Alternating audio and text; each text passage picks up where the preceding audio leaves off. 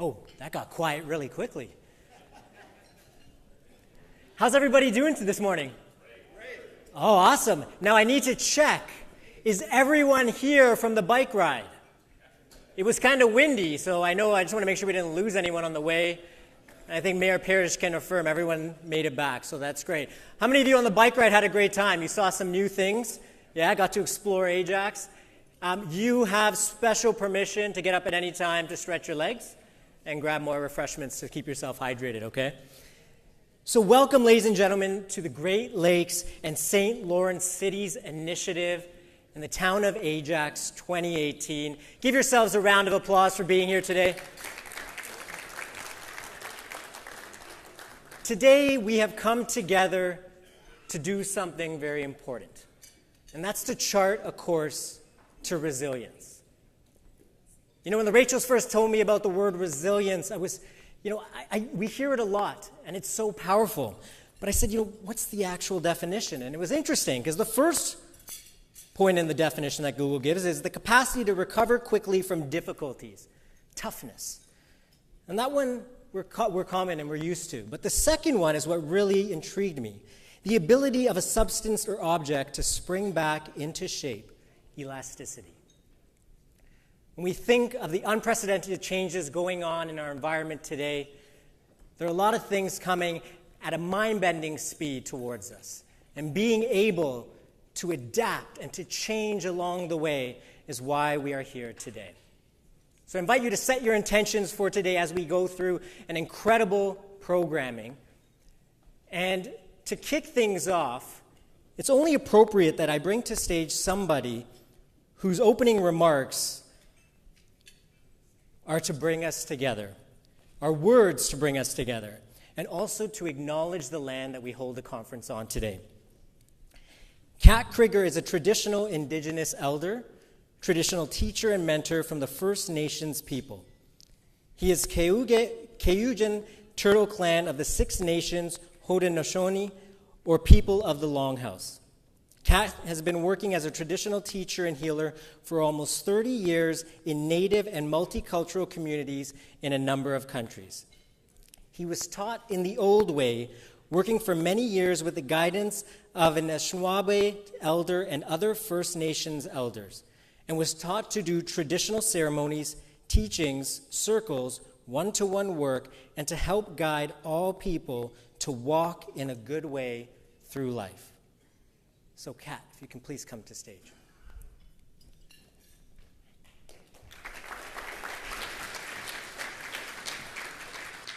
Miigwech, thank you. I'm going to start off the way I always start off.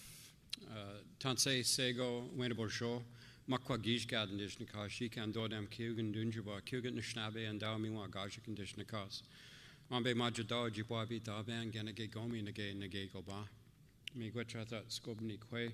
Meanwhile, Manado Gisis, Manado Nokmus, meanwhile, Gitchgumi Made Wabo. And that last part, Miwi Shagana Shishu Bungi, I'll speak English so that you can understand what I'm saying. That will help quite a bit. The last part is a reference to that big water to the south of us, but from the start to the finish, what I said was, and forgive me because I don't speak Ojibwe very well. I'm actually Cayugan from the Six Nations, and my teacher, my mentor, the person that guided me in my traditional teachings was Ojibwe. So I'd like to start off in that language just to recognize him, saying where some of my knowledge came from. So my traditional name is Makwa Gijgat, which means sun bear. I'm Cayugan, but I'm also German English. So I have several DNAs going on, spinning inside me. And I always like to reference that because it's important how I walk through life and who I communicate with. I am Turtle Clan, part of the Water Ones. That's kind of neat because it's a water conference, but I'm Turtle Clan. And that designates not only my spiritual relatives, but also my blood, my DNA relatives within my tribal designations. So it's kind of nice to be here this morning. And we were driving here. We actually drove in from Brampton, which is a different country, it seems like, coming here. As we got closer to the water and down towards this area, we noticed, my partner she goes, wow, it looks greener here. I thought, yeah, we're closer to the water.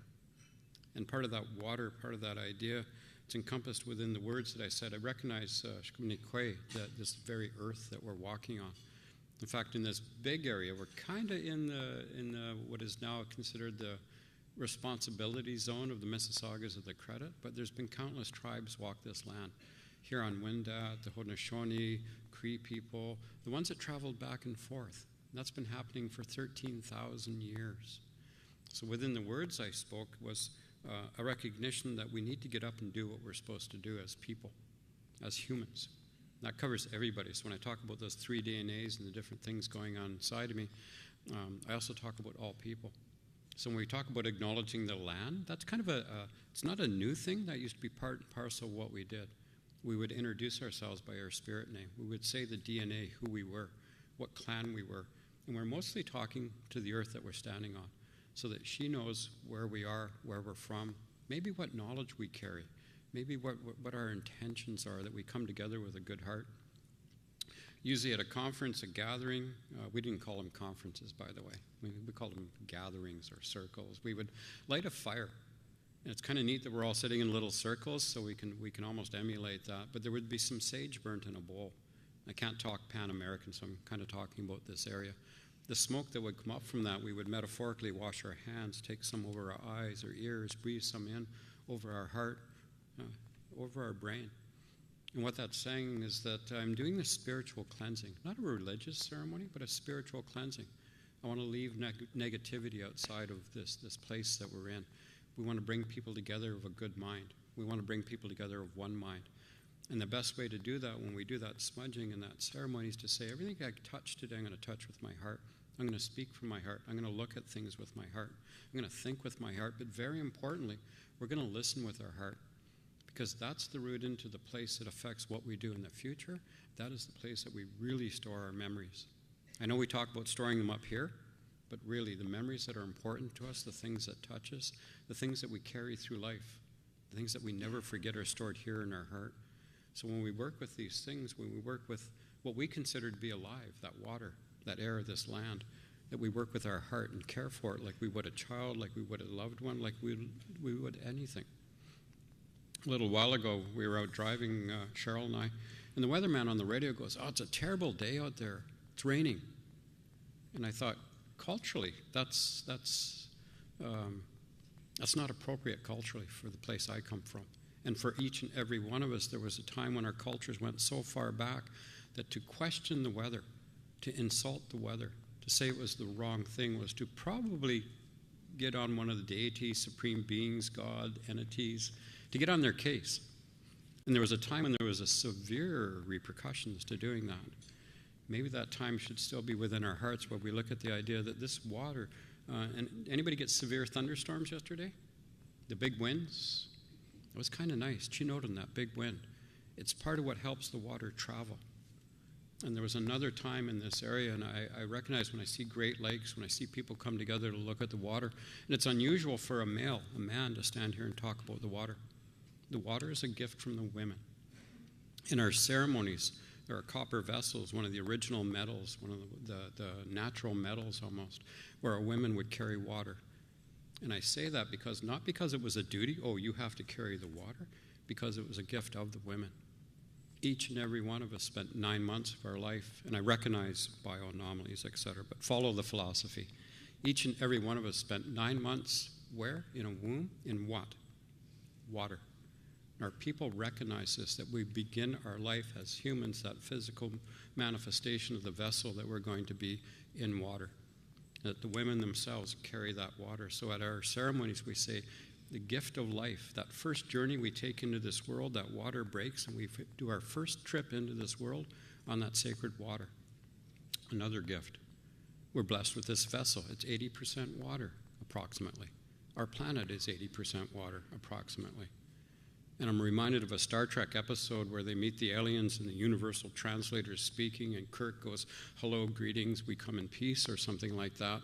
And the translation back from the aliens turns out to be, "Greetings, ugly bags of mostly water." And I thought, yeah. So that water has traveled. And there was a time 14,000 years ago in its most recent rendition in this area where the water decided to travel, and it needed a place to live. The Ice Age came. Those big ice walls moved down here. It was those very ice walls, those big, huge ice walls that carved out the Great Lakes where we are now, left depressions in the land, and it made a place for the water to live so the water could come further south. Within that creation concept and that story, there was 4 stages. This world was created. Whatever your belief system, I respect that. But again, my philosophy. This rock world was created, or the mineral world, if you wish to call it that. The plant world was created not long after that. Then the animal world was created after that. And last came the 2-legged, us. And that idea of being brought into this world on the water was maintained throughout that water was necessary for life. It's necessary for our well-being. It travels when it rains to come up and just touch us and remind us how important it is, and that it is a gift. And each and every gift within the cultures, all our cultures, is to be honored.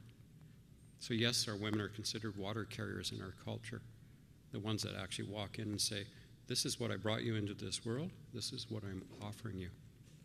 It is the right and the privilege and the responsibility of each and every one of us to care for the gift of life, this 80% water that we walk around in, and to walk in a good way with it, to respect each and every bit of it. The Turtle Clan people, we live in water, half in and half out of the water. It said we can translate between those 2 worlds. Haudenosaunee Ongohone. Part of those words translate into people of the longhouse. The next part talks about people of the swamp in English. Sounds icky, kind of. But within the language, what it says is there is a transition place between the water and the land. And there's parts of it where it's hard to tell that transition point, that we all need to walk through that, and that we walk as an example of that each and every day. And whatever we take into our heart, and I said at the start about that smudging, what do we take into our heart? What do we carry as people? For certain, we carry water. It is necessary for life.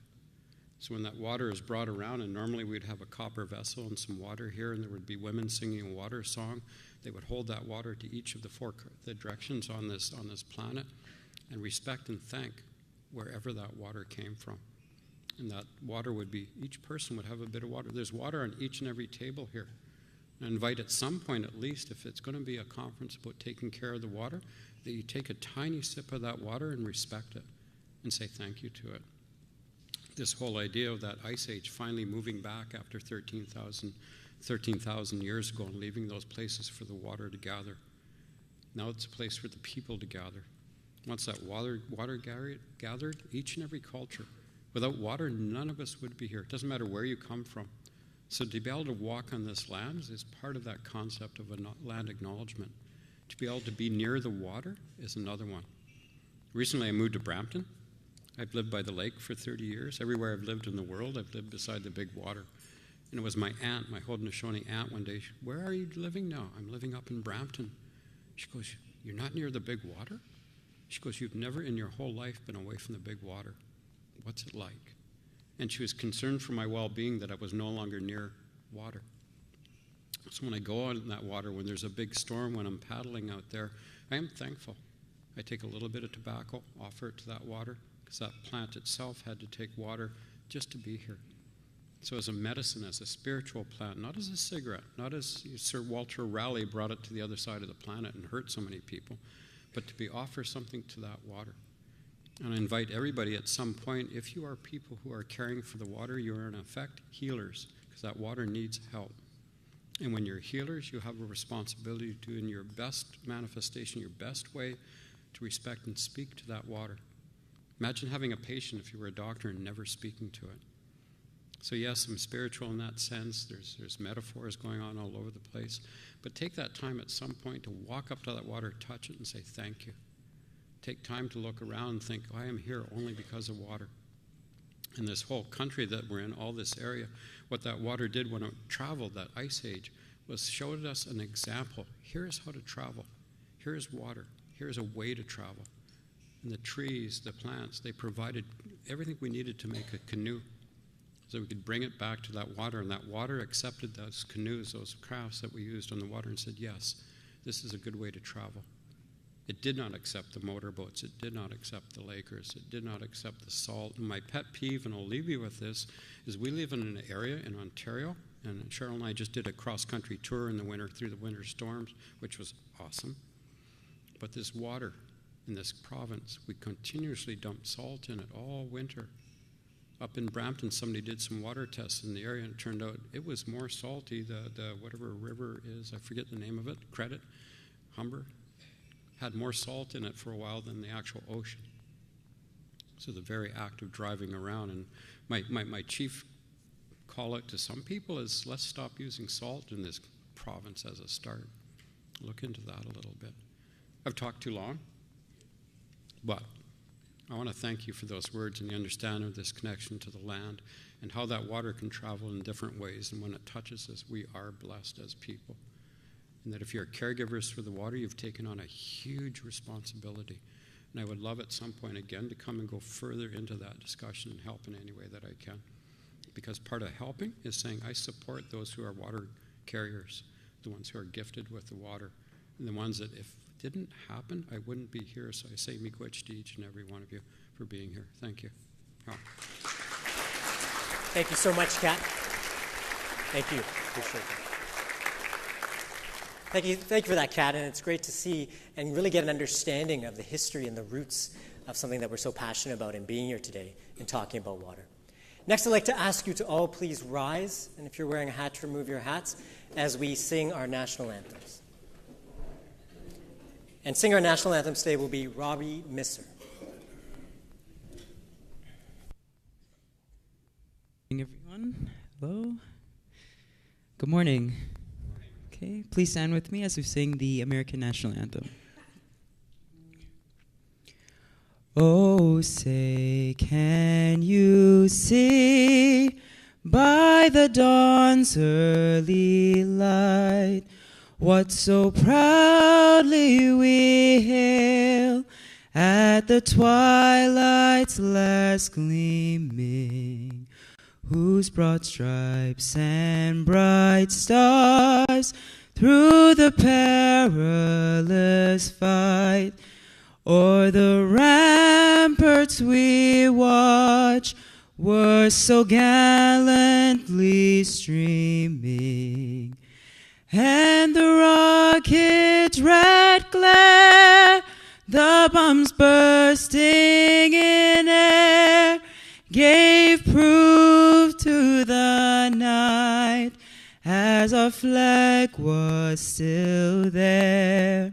Oh, say, does that star-spangled banner yet wave o'er the land of the free and the home of the brave?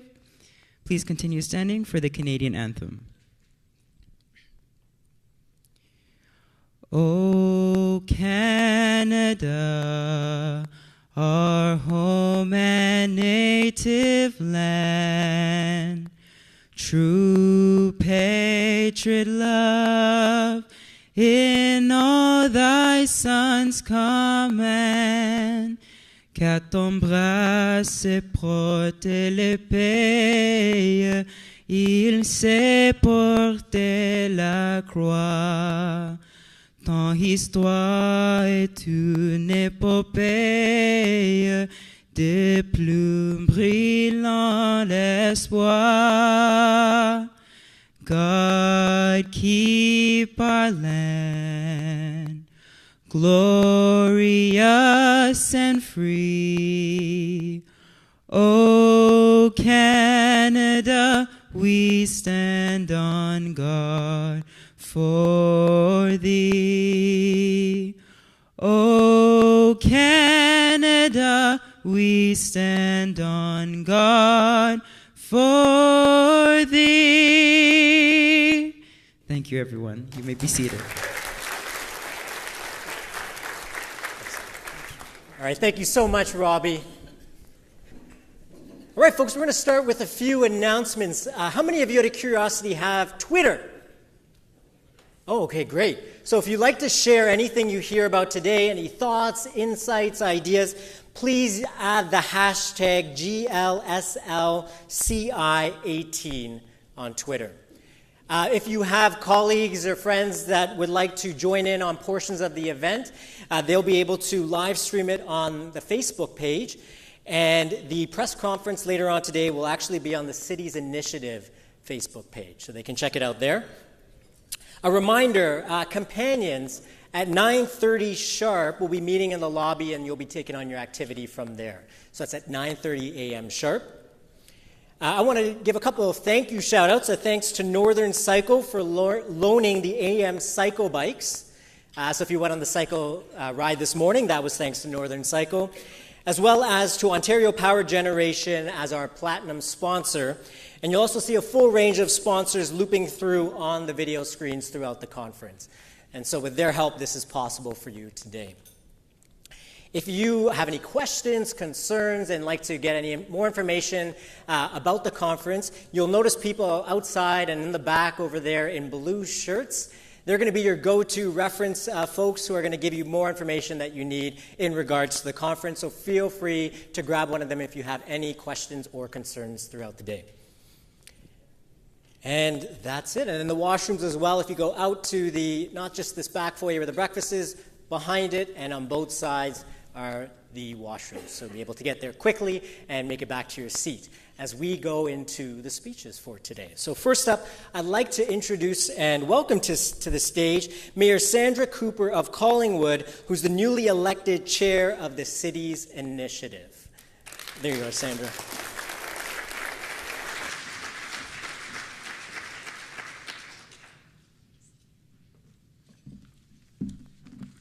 Thank you very much, and good morning, everyone. It's an honor and a privilege to be here.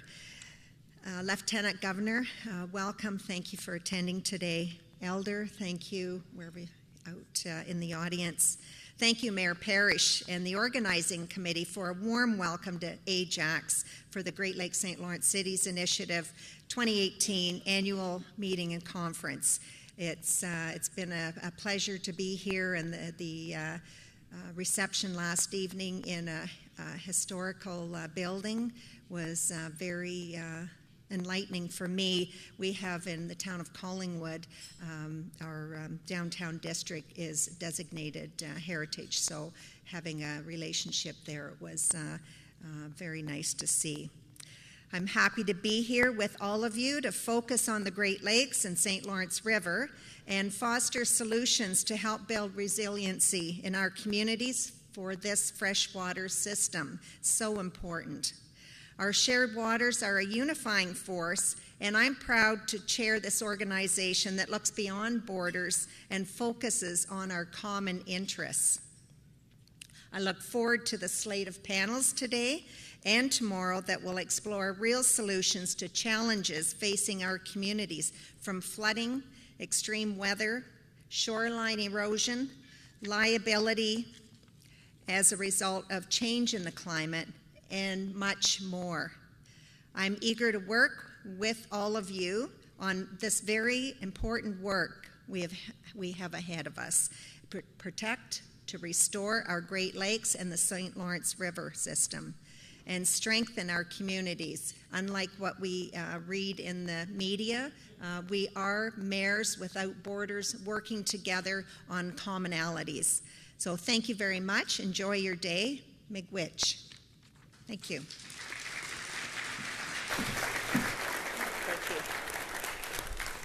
Thank you so much, Mayor Cooper. Next up, I'm going to give a quick bio and introduce to stage Mayor Steve Parrish from right here in the town of Ajax. Mayor Steve Parrish is the longest-serving mayor in the town's history, having been re-elected to the position in each municipal election since 1997.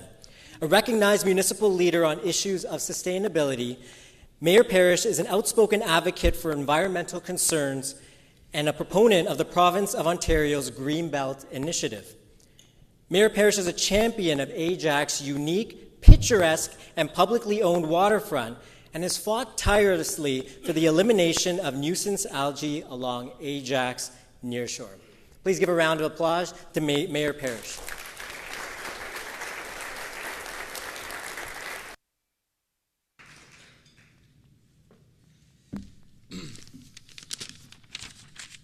Good morning, and a special good morning to those who joined my wife and I for our bike ride this morning. You earned your breakfast, and you were entitled to drink all you did last night.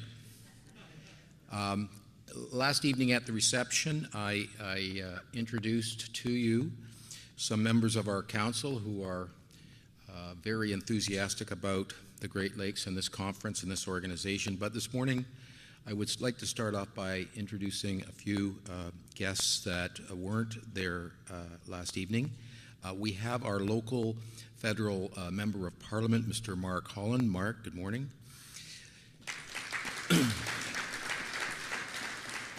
As most of you know, but some of you might not, we recently had an election in Ontario about a week ago today, I think it was. And we have a new member of provincial parliament for the riding of Ajax, and that's Mr. Rod Phillips. Welcome, Rod.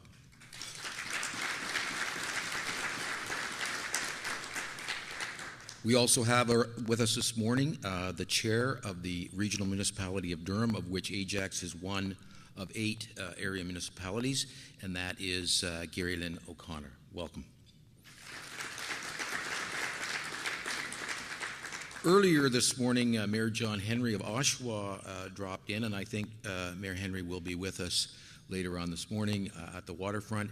And we have Councillor Jay Robinson from the City of Toronto, and it's great to see a representative of Toronto here with us this morning. If I've missed anybody, let me know and shoot me later. So a little later this morning, we're going to have our press conference and tour down at the Ajax waterfront. And we're extremely proud of this waterfront. For me, it's not just a town legacy, it's a personal legacy. My father was mayor in the late 50s and early 60s and introduced the first official plan of the town of Ajax, and that established that 400 feet back from the high water mark of Lake Ontario and across the entire Ajax waterfront would be publicly owned, open, accessible, green, not developed, etc. And a couple of decades ago, that would have been visionary.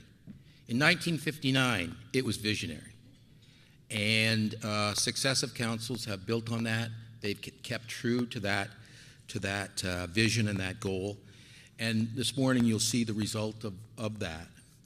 And the important thing for us about the waterfront is not just what it is and what it gives to our community, but the fact that it's the foundation of our culture of attachment to our environment and to all the other things that we do. Ajax is a leader on all sorts of environmental and sustainable and resilient initiatives, sustainable planning, urban forest, greenhouse gas reduction, adaptation and mitigation with respect to climate change, stormwater, LEED certified buildings, electric and hybrid fleet vehicles, etc., etc. Many of these things and more I know that you do as well. But it all started with our waterfront. It all started with connecting people to nature and making that a central part of our culture.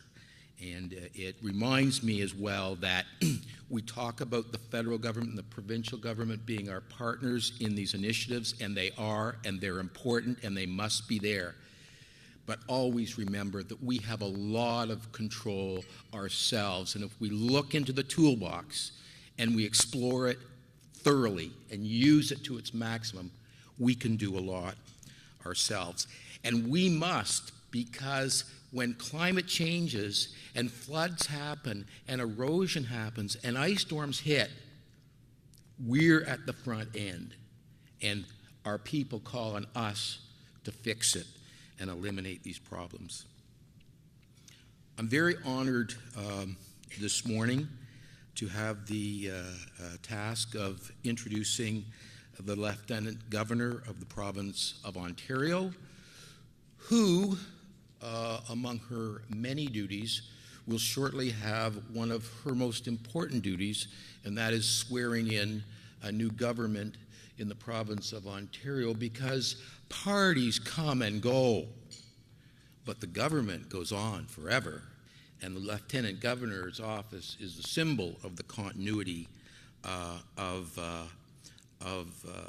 that and our traditions in this province.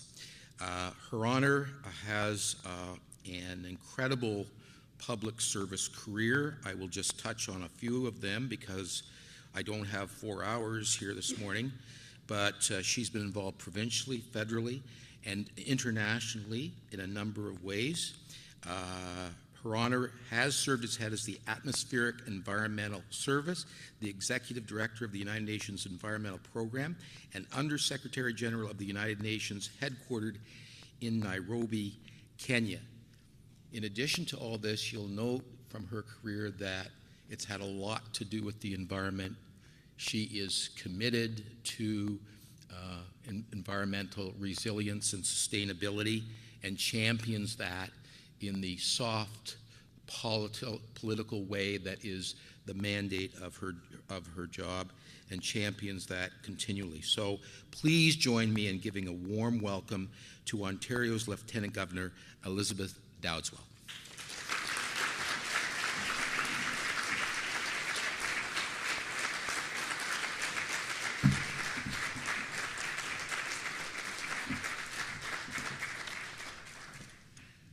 Good morning, everyone.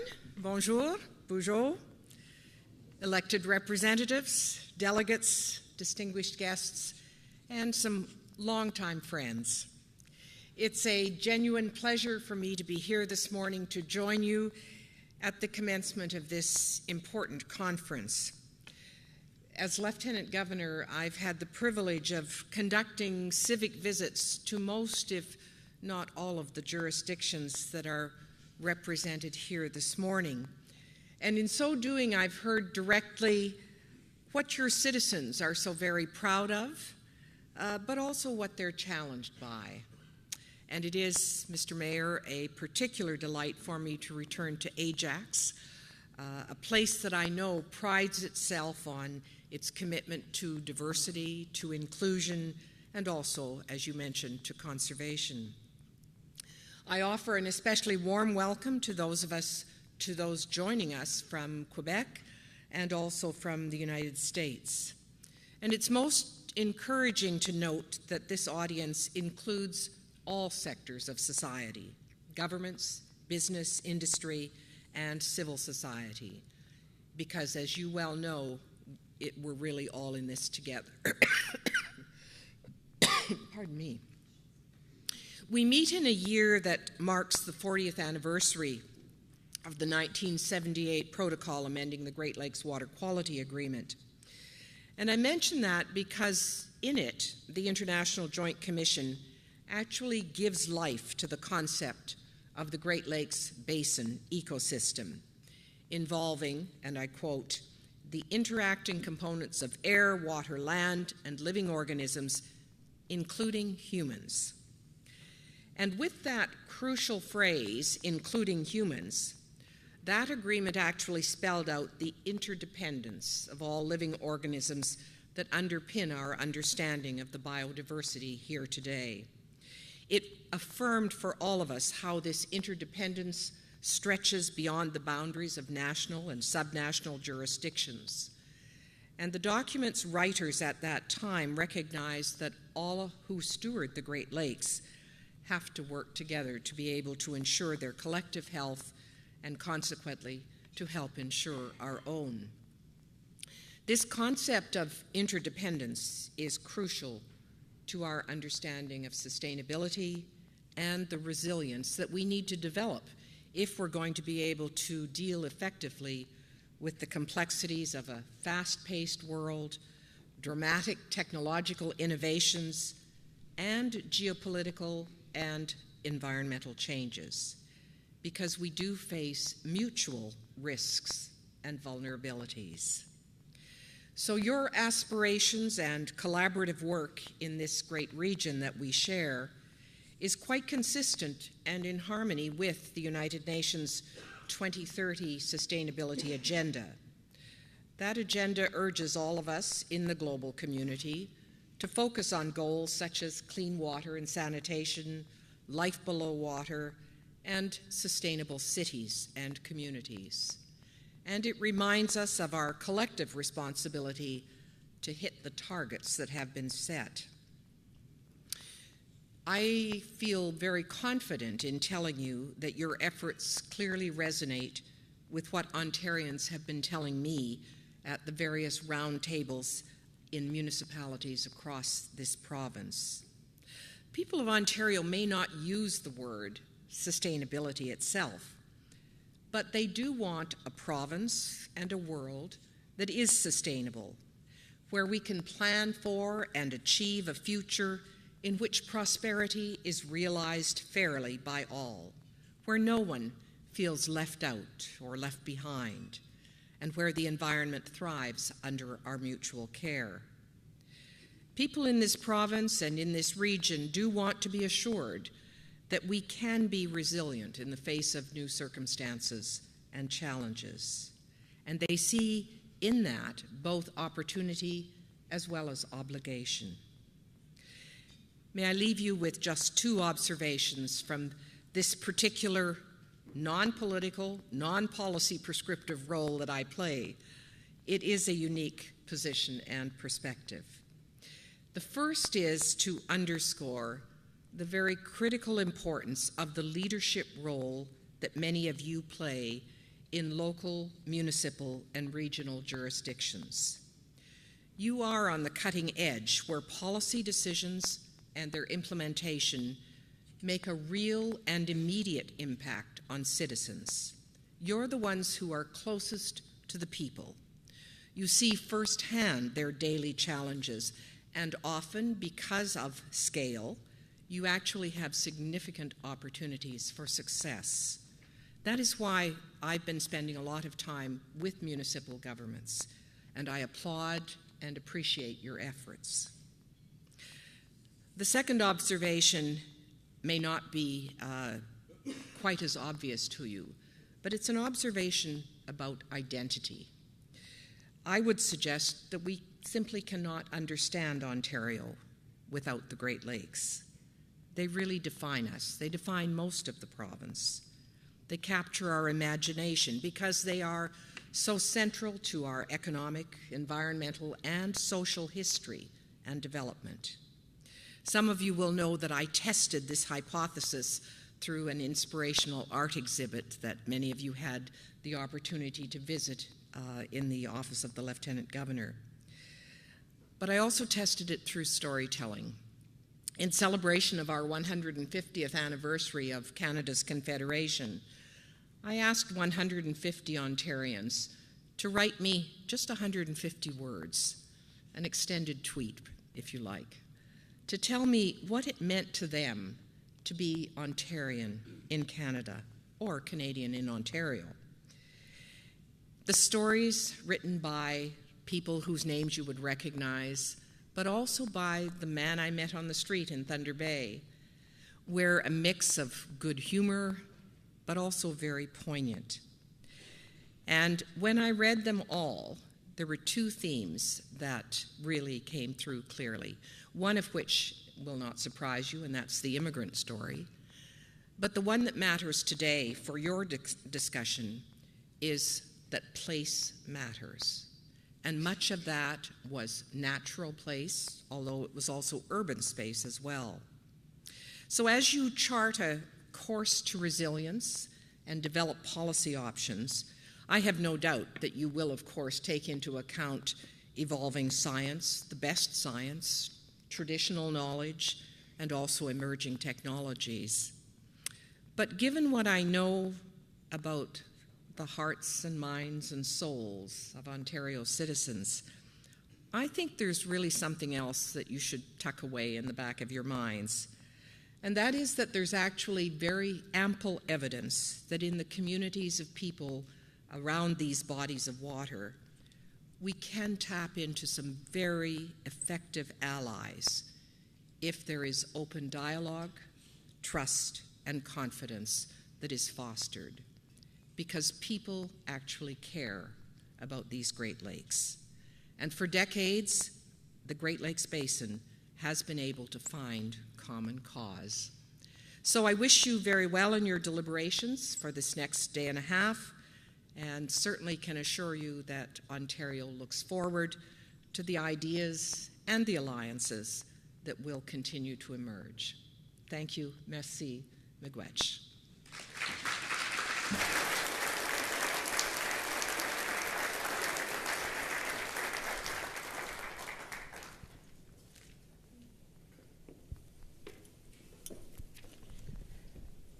Next, I'd like to invite to stage MP Mark Holland.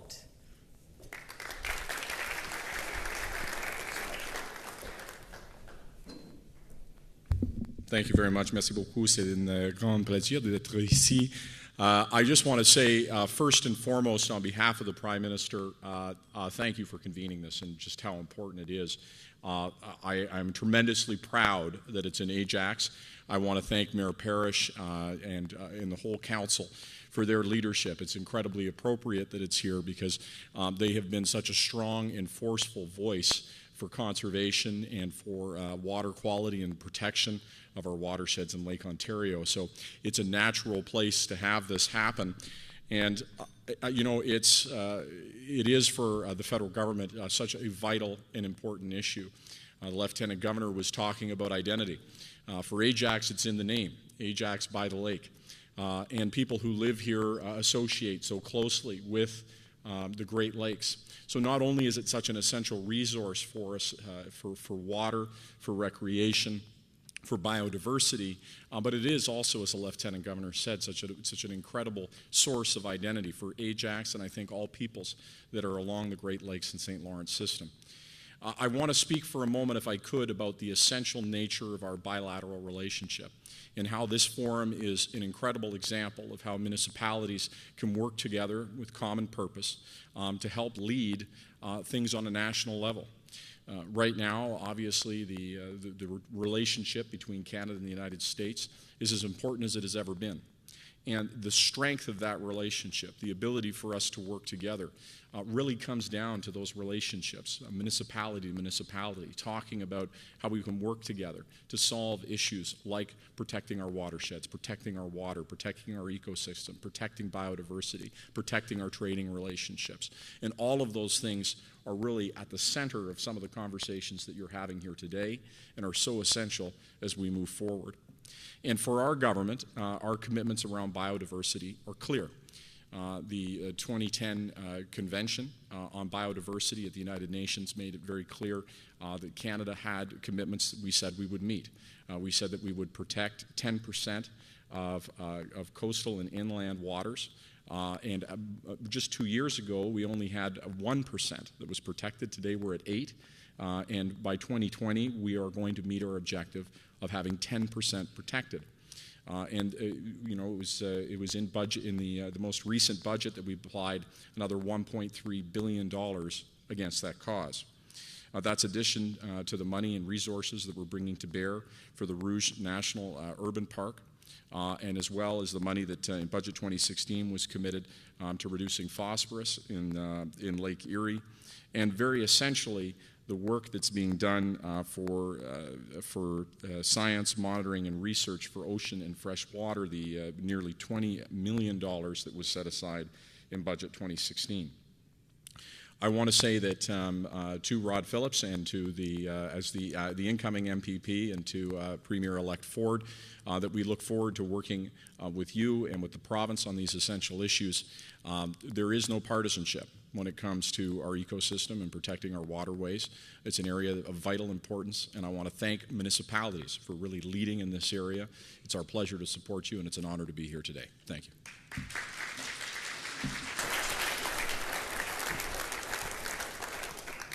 Next, I'd like to invite to stage MPP-elect Rod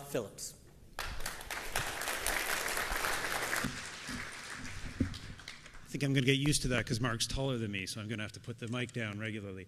The organizers mentioned we want to get on with the agenda, so I'll be rather quick. Madam Lieutenant Governor, I did have some remarks bringing greetings from the government, but with you in the room, rightly knowing that the government doesn't come into power till the end of the month, I'll be careful about doing that. Mark, I do look forward to serving Ajax with you, and of course, I learned you get a little package when you're a new MPP. I learned that my salary is also set at 75% of the MP's salary, so I'm now connected to Mark in a wholly different way that I didn't realize before. Mayor Parrish and Council, to just, I guess, reinforce when I did decide that I was going to run here in Ajax, I got a meeting with the mayor fairly quickly, and he outlined the priorities from the town's point of view, and two of those three priorities related to the watershed and the waterfront. So this is a mayor and council that walk their talk, and I look forward to working with the mayor and council, and of course the federal government on these initiatives. I have a great affinity and connection to mayors. I did once serve as the chief of staff to a Great Lakes mayor, Mel Lastman, and so if at the coffee breaks or anything anybody would like Mel Lastman stories, I have a large number of them. But I do have a appreciation for the important role that mayors play, and I know there were some old friends here I had a chance to connect with.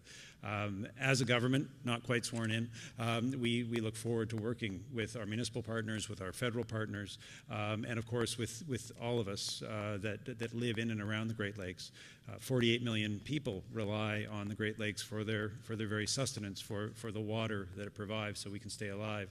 And Madam Lieutenant Governor, I was taken by your comments about the sense of identity and the connection that we all have to those bodies of water and what they mean to all of us. So I look forward to the conference. I'm very much looking forward to the opening speaker, and having said that, I will move along. So thank you, and have a great conference. Take care.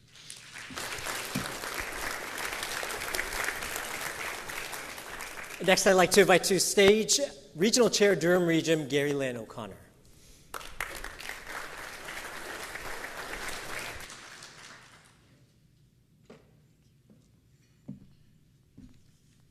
I did some fast editing here, so I hope it makes sense in the end. But I want to say I'm very pleased to be here with all of you today on a subject that is very near and dear to our hearts. Good morning, everyone. On behalf of Durham Region and all the citizens of our community, please accept our warm welcome to Durham Region. Bienvenue to Le Mans. And sorry, I graduated 60 years ago, and my French isn't up to par. Since we began in this since the early days, the growth of the city's initiative in numbers and influence has been remarkable. This is due in large part to keen members and passionate leadership from people like Mayor Deister and Mayor Cooper, current President and COO John Dickert, and before him, the tenacious President David Ulrich. Collectively, they assembled a skilled staff and built great collaboration across the basin. The result is a vigorous, binational, bilingual voice for the Great Lakes and the St. Lawrence Basin. We appreciate the challenges you face south of the border, both politically and in the judicial system.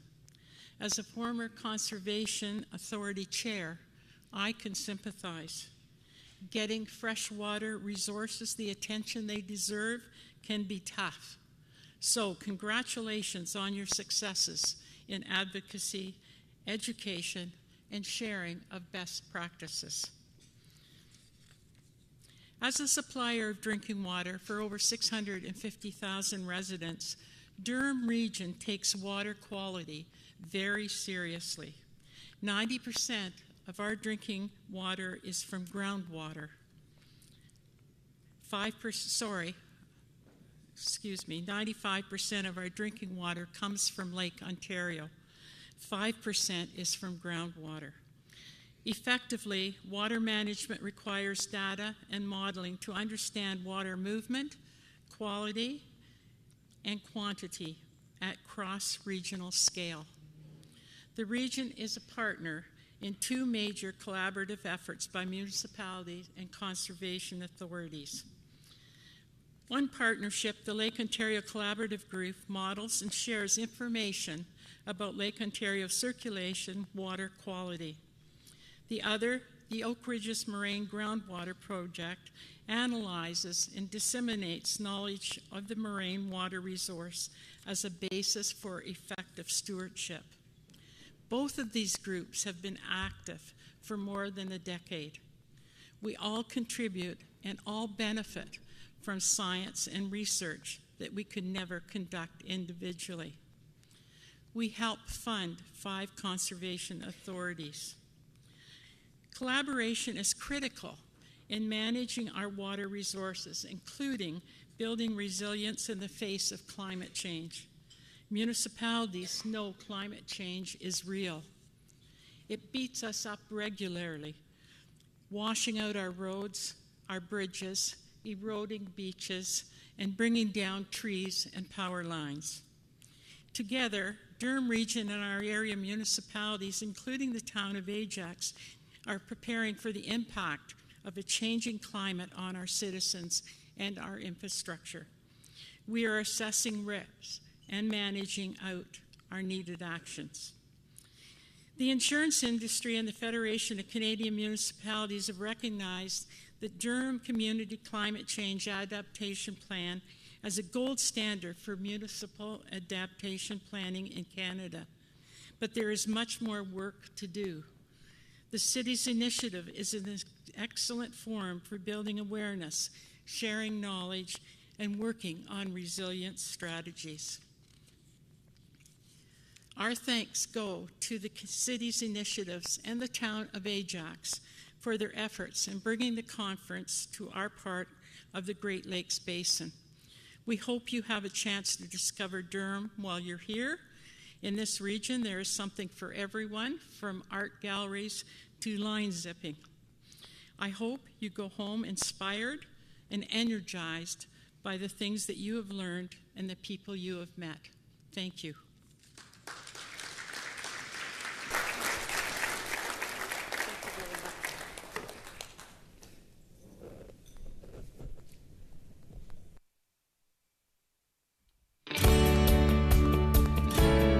Welcome to Ajax and the 2018 Great Lakes and St. Lawrence Cities Initiative Conference. Ajax relies on Lake Ontario as our sole source of water. This is why the town takes pride in advocating for the protection of all waterways that feed into Lake Ontario, including both Duffins and Carruthers Creek. I think it gives us recreation, it gives us drinking water. Our water gives life. We use water for drinking, we use water for nourishment, not only for ourselves, but for the plants, for the trees. It's important for us to all play a role in protecting our water. We have to make sure that our voices are heard when it comes to water quality. You will experience firsthand our 70-hectare publicly owned natural waterfront, one of the most extensive in Ontario. You can throw rocks in the water, you can skip, and it's really beautiful and nice to sit. You know, the whole waterfront trail is quite lengthy, so it's a lot of fun to come down here on bicycles and rollerblades. Even just walking, it's nice to come down here. There's fishing, there's canoeing, there's walking, there's playing, there's having fun. It's accessible, you can travel, and you have no obstacles whatsoever. With our Environment First philosophy in mind, we look forward to collaborating, sharing best practices, and charting a course to resilience. We proudly welcome you to our home, Ajax, Ontario. Welcome to Ajax! Welcome to Ajax! Welcome to Ajax! Welcome to Ajax! Welcome to Ajax! Welcome to Ajax Waterfront.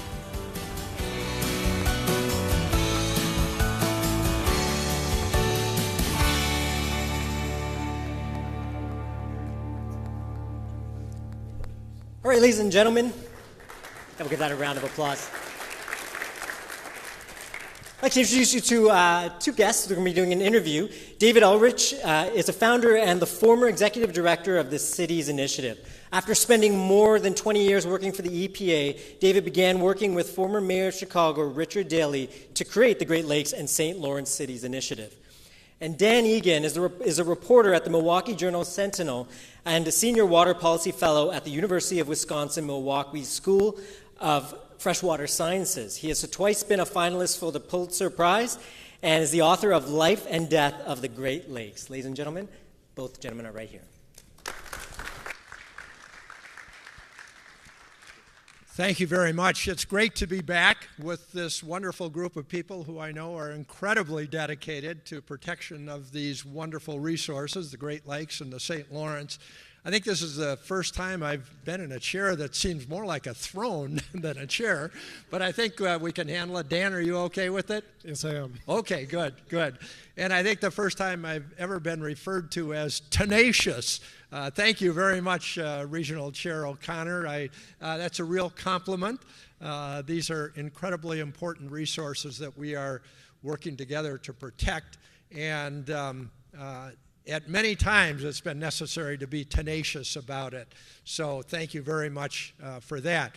Now, since Dan has been introduced, and because we're running a little bit behind, I'm going to dig right into things. I'm a fellow Wisconsin person, although I grew up inland a little more. Dan grew up on Green Bay, and I think you all know why Green Bay is Green Bay, because it's green a lot of the time, and those are algal blooms from nutrient runoff, but he had the blue of Lake Michigan on the other side. But most importantly, Dan, are you a Packer fan, and how are they going to do this year? Yeah, I'm a Packer fan, but not like I used to be. I don't have time anymore. Okay. But you think, how's it looking for this year? 10-6. Yeah, there are a lot of Packer fans up in Canada. I know mostly for Buffalo, but quite a few Packer fans, and I knew they wanted to know about that. So let's get right into this. Dan, how did you originally, in your growing up, develop an interest in the Great Lakes and the environment? What draws you to this field? Well, I think what draws me to it is just being born in Green Bay, near the shores of Lake Michigan.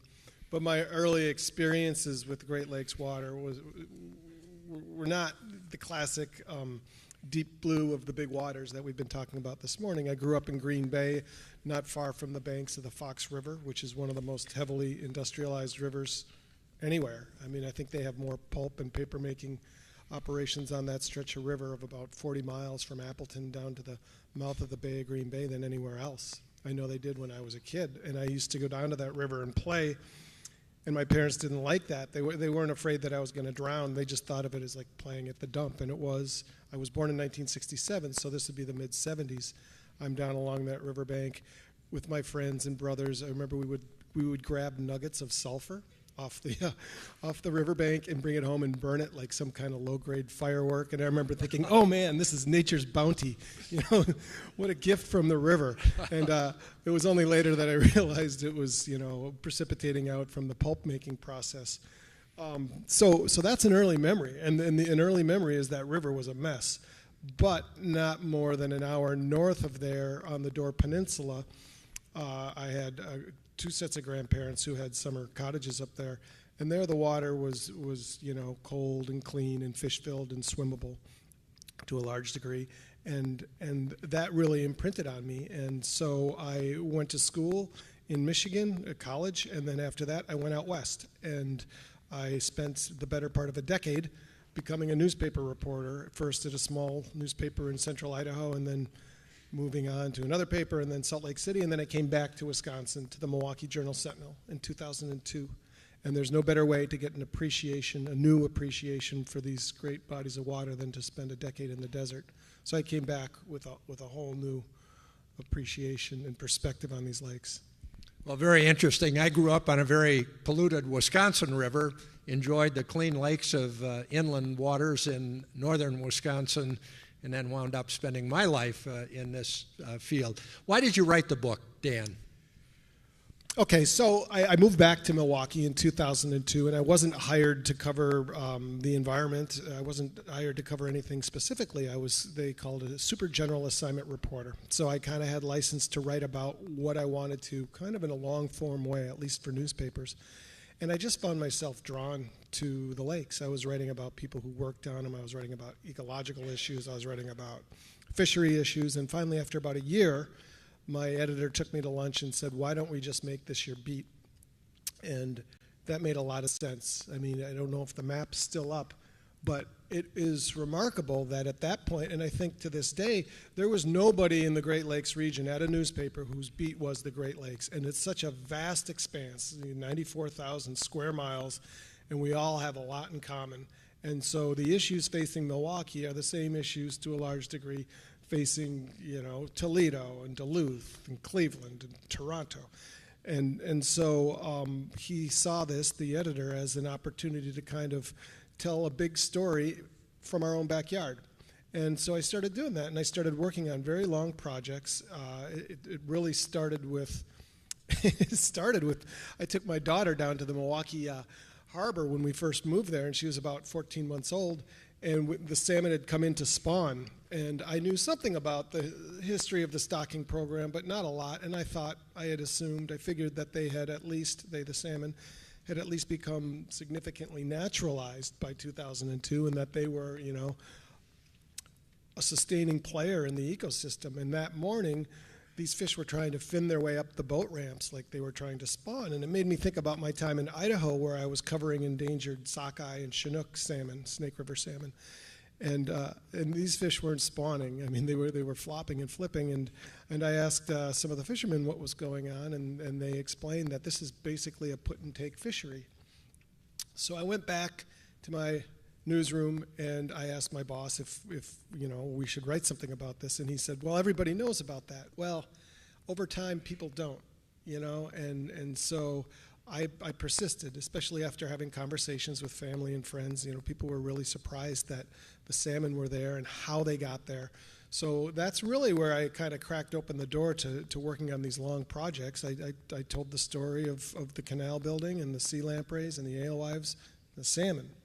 And that led me to the mussels and on and on and on for about 10 years. And in 2011, I know this is a long answer, but it's a long book.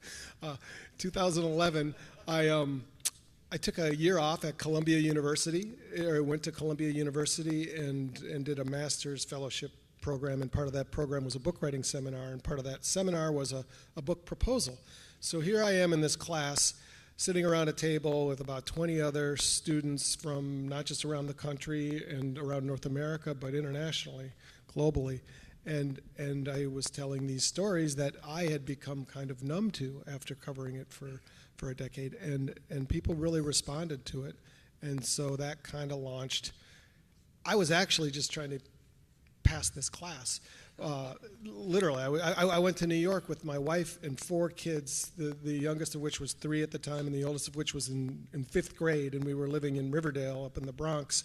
And it was a stressful, magical time, but I really wanted to get home, back to Milwaukee. And so I put together this book proposal and thought, that's that. But then as things happened, it worked its way to one person to another person, and the next thing you know, I'm taking another 20 months off to write the book. So yes, that's how I came to write the book. Well, I know I can identify, and maybe many others, with just wanted to pass the class, but I'm very thankful that you did that and ventured into the journalism field on the Great Lakes. And for those of you who don't know, Dan is one of the most highly respected journalists, certainly on the U.S. side, for his writing on the Great Lakes. His attention to detail, the facts, the fairness, the thoroughness, and integrity in journalism, which unfortunately we don't get as much as we would like. So thank you for making that plunge, Dan. I think we've all benefited from it. You spend most of the time in the book talking about what I'll call the big 3: invasive species, nutrients, and algal blooms, and then what I'll call water quantity and diversions, potential diversions.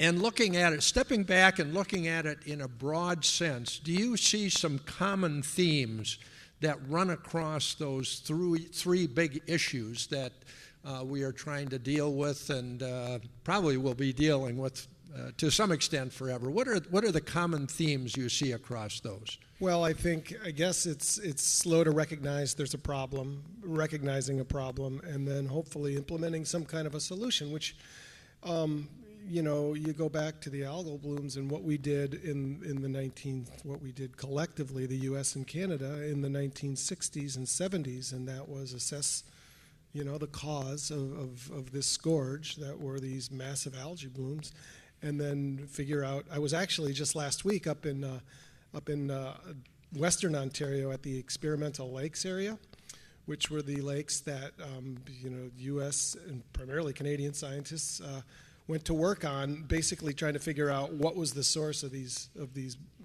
blooms, and they were basically dosing. I don't know if I'd say poisoning lakes, but they needed to do this work on an ecosystem scale, and they figured out it was phosphorus. And then they went after the detergent companies, which, at the time, Procter & Gamble was the largest advertiser in the U.S. They were a big muscle at the table, and it took a lot of political will and courage to go after them, and armed with the science that we had acquired up at the experimental lakes area, we had a case to be made, and we made it. And the turnaround, once they decided to ban phosphates or severely limit them from detergents, was just as remarkable as they predicted.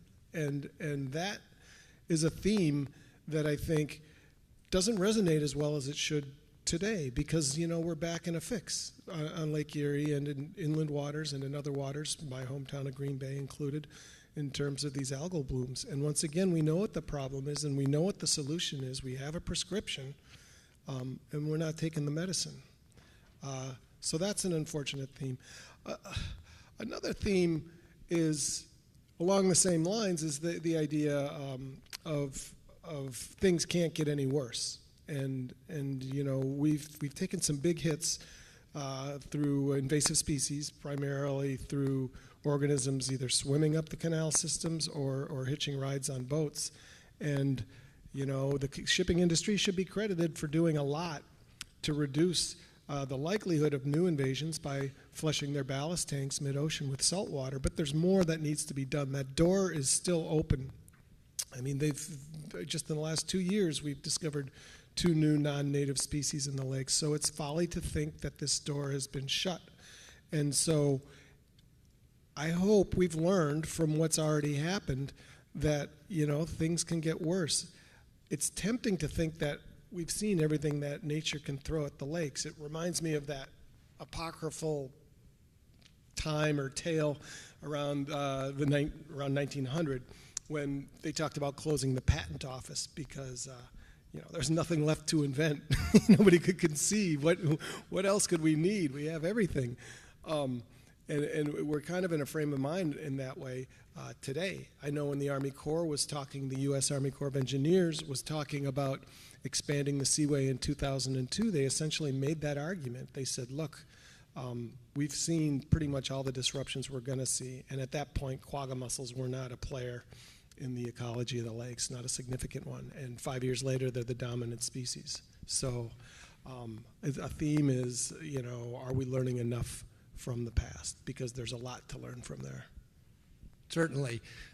Dan, all books seem to have a certain number of good guys and bad guys in the books.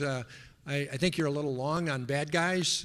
In your book, you didn't write much about mayors, and we all know mayors are the good guys in this whole thing, certainly all that I have worked with over the years.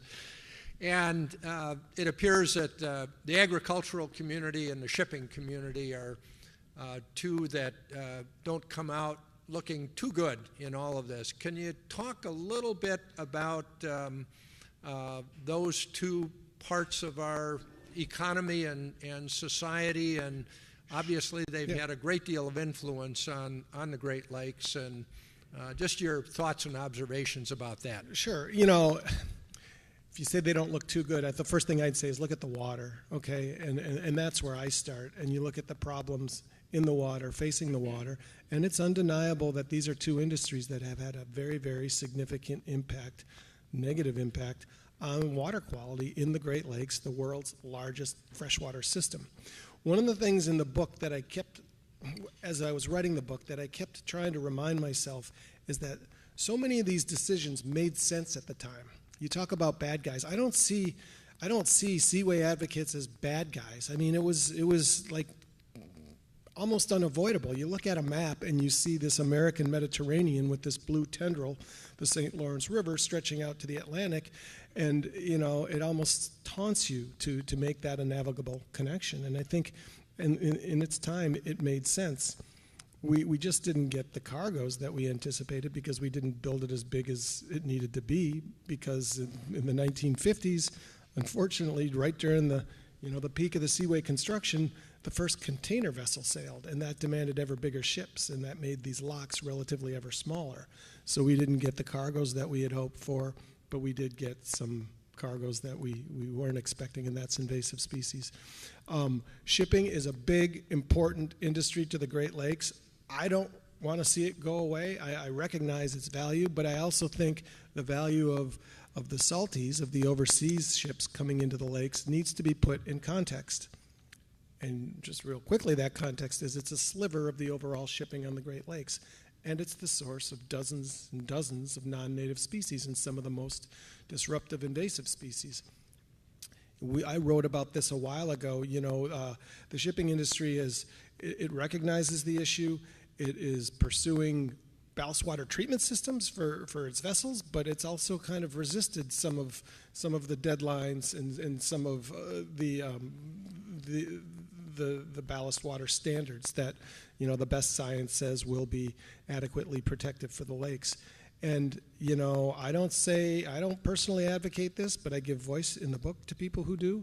They say, if they can't solve this technologically, let's look at it politically. Put it on the table. See what the cost of these invasive species and potential invasive species relative to the benefit that we're getting from the shipping, which has been assessed at one point is about a $55 million annual savings by allowing these ships to bring in their goods rather than having them trucked or trained or barged in or brought in on a Great Lakes specific fleet.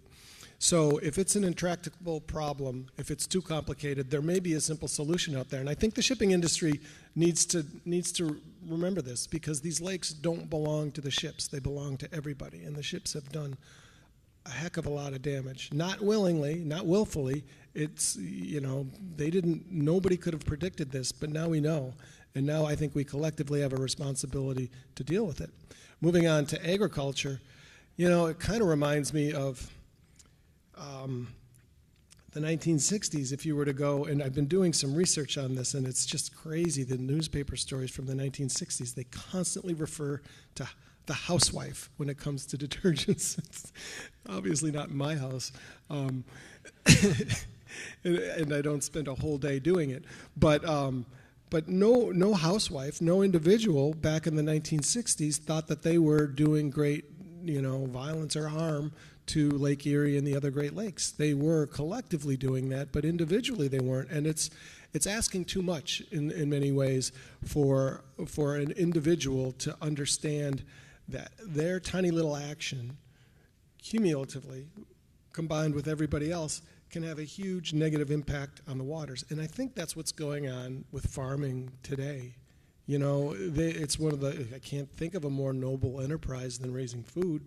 And you talk to any farmer, you go to the Maumee River Basin, which is kind of ground zero for the algal blooms right now on Lake Erie. And these guys, they're not driving Cadillacs and, living high on the hog. They're just trying to make a living, and they're trying to do what's best. And they will, collectively acknowledge that there's a problem downstream, but it's hard for them to individually take responsibility for their piece of it. And that's where leadership comes in. That's where, somebody has to show the way forward, because clearly these voluntary fertilizer and manure restrictions aren't doing the job. Otherwise, we wouldn't have, a situation in 2014 where almost 500,000 people couldn't not only drink their water, they couldn't even touch it. We had the U.S. National Guard bringing water into Toledo, and baby formula on pallets. And here's this city that you look at the map and it's on the edge of the world's greatest freshwater system and it's dry. Something's wrong and something needs to be fixed. And I think it's important not to demonize any of the actors, but you also have to, speak the truths and address the problems. Very good, Dan. I have a lot more questions, but one of the things I learned early is that mayors have questions as well and other members of the audience. So I'm going to ask at this point, please step up to one of the microphones if you do have an audience, a question, and pose it to Dan at this point. I think I see one in front here, but if you could go over to the microphone and ask a question.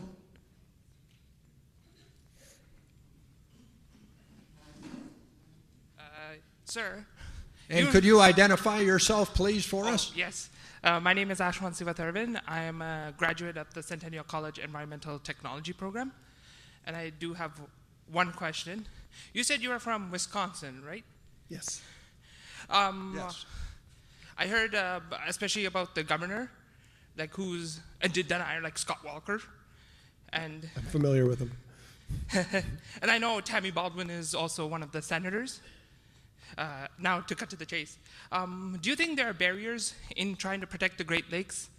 Especially there's those who deny that the changes in the Great Lakes are occurring? Yeah, there are barriers and there are bonds. And, what's going on in Wisconsin is really important right now in terms of water quantity. And I'm sure many people in this room are familiar with this, but just a quick recap.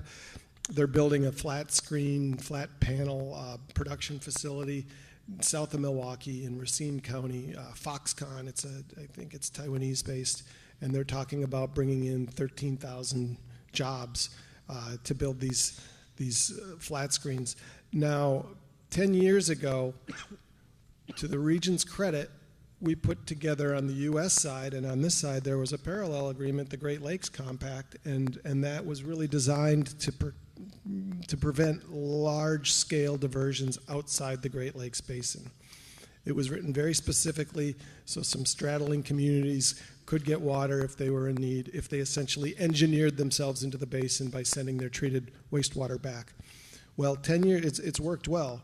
But 10 years down the road, now we have a new challenge, and that's this big company coming in. And, I never really heard it articulated, but I think it was always just kind of the subtext of what was going on. It's like, look, water is going to only become more important. And at some point, it's going to become a question of, are we going to bring water to the people or people to the water? And here's an example of people coming to the water, or at least one very big business. And that's a good thing.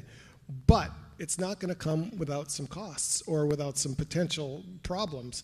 And specifically, that's how tough are we going to be with this company in terms of what it sends back into Lake Michigan, which goes into the system that touches us all. Yeah, because I did do a project on chemicals that contribute to agricultural pollution, and I did talk about how it is one of the statistics and impacts, especially what the EPA says, the 10%.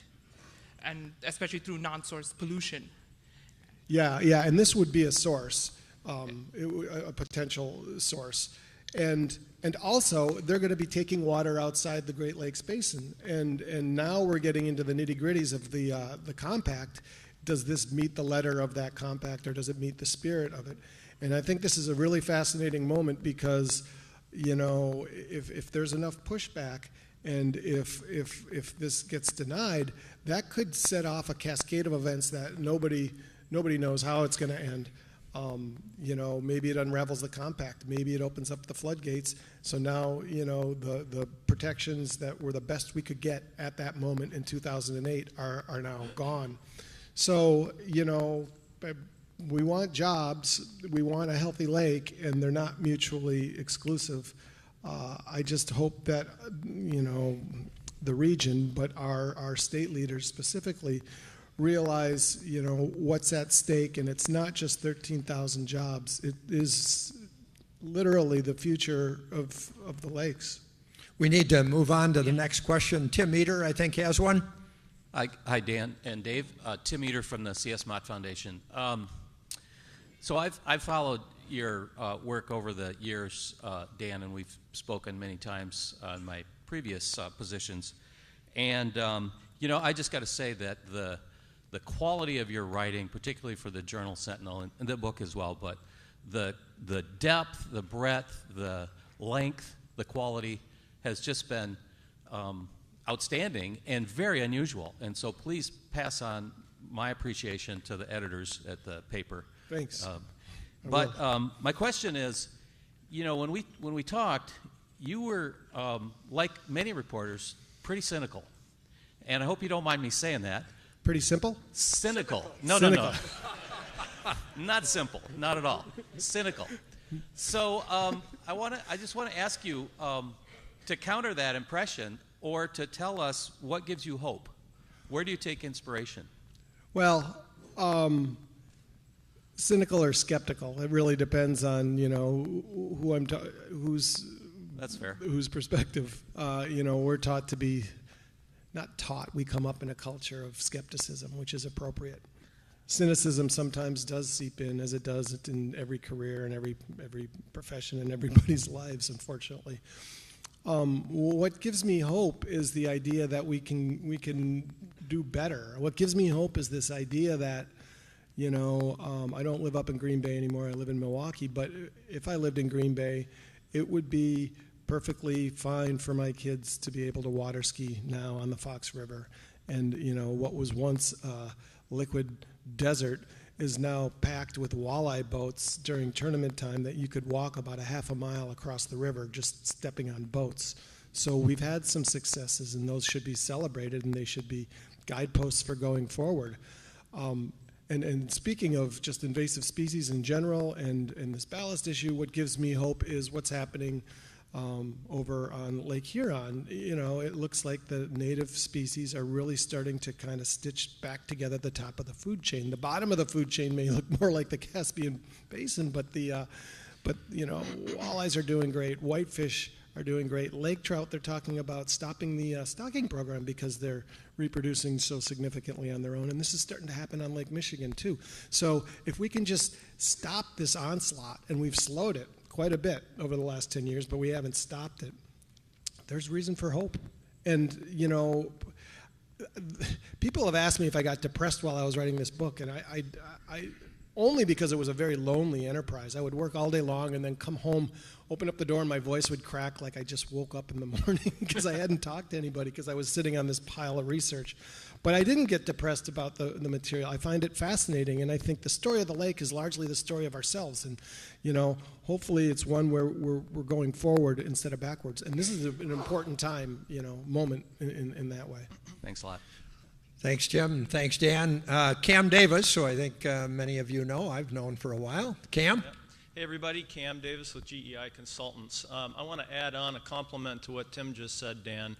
And it is that at a time when a lot of media outlets have been disinvesting in the kinds of reporting that you do, not only have you been able to hang on where a lot of people haven't, but you've actually been able to grow your portfolio of work, and I think that speaks to everything that Dave said in the opening comments. So I've been a big fan for a long time. My question to you, Dan, has to do with lake levels. As a communicator, and as somebody who's worked on the Great Lakes for over 3 decades, it used to be that there was a pretty clear cause-effect relationship with lake levels going up and down. And I think it was the last chapter of your book you wrote about this. It used to be that lake levels would go down in the summertime when it was warm and humid and evaporation was taking place, and they would not necessarily when we would have cold weather. But that cause-effect relationship is now, it's now changing dramatically. You wrote about this. And as a communicator, I'm wondering both, as you've done the research, have you found in your own mind and your own digging a new clear way to communicate those relationships between weather and lake levels? And then how do you communicate that? This is important to mayors because a lot of the folks around here live on waterways, and when lake levels go up, it causes coastal damage, things like that. So having a clear understanding of those relationships, I think, is something that I'm curious about, and I think a lot of people in the room are too. Thanks. Thanks. A good question. I won't speak to Lake Ontario because I know there are some levers that can be pulled on this lake that are unique to the 5 Great Lakes. But I'll just talk about Lake Michigan and Lake Huron. And, historically, these 2 lakes fluctuated historically going back to which is just a blink in time, back to the middle of the 1800s.